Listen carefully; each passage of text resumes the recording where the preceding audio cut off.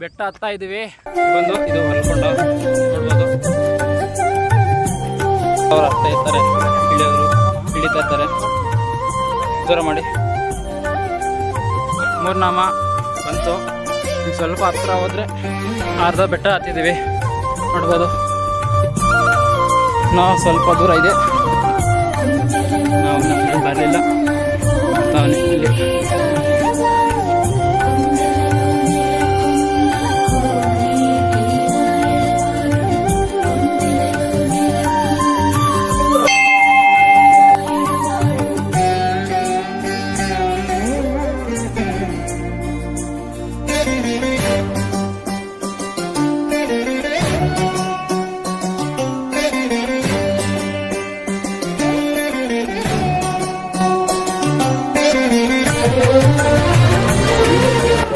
ಎಲ್ಲರಿಗೂ ನಮಸ್ಕಾರ.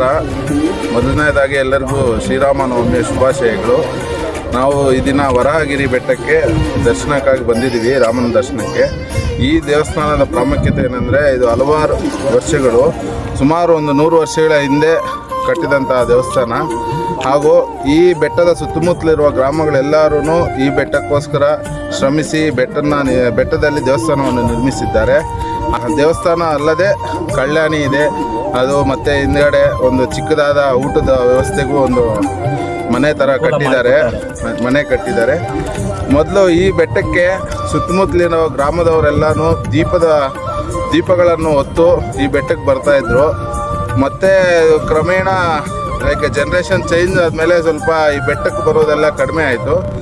ಮತ್ತು ನಾವೆಲ್ಲರೂ ಸೇರಿ ಈಗಿನ ಯೂತ್ಸ್ ಎಲ್ಲನೂ ಸೇರಿಬಿಟ್ಟು ಬಜರಂಗಿ ಬಾಯ್ಸ್ ಇದ್ದಾರೆ, ಹೊರ್ಲಕೊಂಡ ಮತ್ತು ಸುತ್ತಮುತ್ತಲಿನ ಗ್ರಾಮದ ಮಕ್ಕಳು ಎಲ್ಲರೂ ಸೇರಿಬಿಟ್ಟು ಮತ್ತೆ ಪೂರ್ವ ವೈಭವ ತರಬೇಕು ಅಂತ ಈ ಬೆಟ್ಟಕ್ಕೆ ಎಲ್ಲರೂ ಒಂದು ವರ್ಷದ ಹಿಂದೆಗಡೆಯಿಂದನೂ ಎಲ್ಲರೂ ಶ್ರಮಿಸಿದ್ದಾರೆ.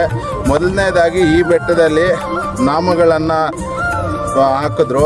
ಅದಾದಮೇಲೆ ಈ ಬೆಟ್ಟಕ್ಕೆ ಒಂದು ಟವರನ್ನು ತೊಗೊಂಬಂದರು, BSNL ಟವರನ್ನು ತಂದು ಅದನ್ನು ಸ್ಥಾಪನೆ ಮಾಡಿದಾಗ ಮತ್ತೆ ಎಲ್ಲರೂ ಒಬ್ಬೊಬ್ಬರಾಗೆ ಕೈ ಜೋಡಿಸಿ ಕಂಬಗಳೆಲ್ಲ ನೆಟ್ಟಿದ್ರು. ಕಂಬ ಆದಮೇಲೆ ಆ ವೈರ್ಗಳನ್ನ ತೊಗೊಂಬಂದರು. ಅದಾದಮೇಲೆ ಬಲ್ಪ್ಗಳು ಹಾಕ್ಸಿದ್ರು. ಬಲ್ಪ್ ಆದಮೇಲೆ KEB ಅವ್ರ ಹತ್ರ ಮಾತಾಡಿ ಕರೆಂಟ್ ಬಿಡಿಸ್ಕೊಂಡ್ರು. ಕರೆಂಟ್ ಬಂದಾದಮೇಲೆ ನೀರು ಬಂತು. ನೀರು ಬಂದಾದಮೇಲೆ ಮೈಕ್ ಸೆಟ್ಟು ಮತ್ತು ದೇವಸ್ಥಾನಕ್ಕೆ ಪೇಂಟಿಂಗ್ ಎಲ್ಲ ಮಾಡಿ ಮತ್ತು ಶ್ರೀರಾಮಗೋಸ್ಕರ ಎಲ್ಲನೂ ವಿಶೇಷವಾದ ಪೂಜೆ ಅಲಂಕಾರಗಳೆಲ್ಲ ಮಾಡಿಸಿದ್ದಾರೆ. ಈ ಬೆಟ್ಟ ತುಂಬ ಪುರಾತನವಾದ ಬೆಟ್ಟ, ಏಕಶಿಲೆ ಬೆಟ್ಟ.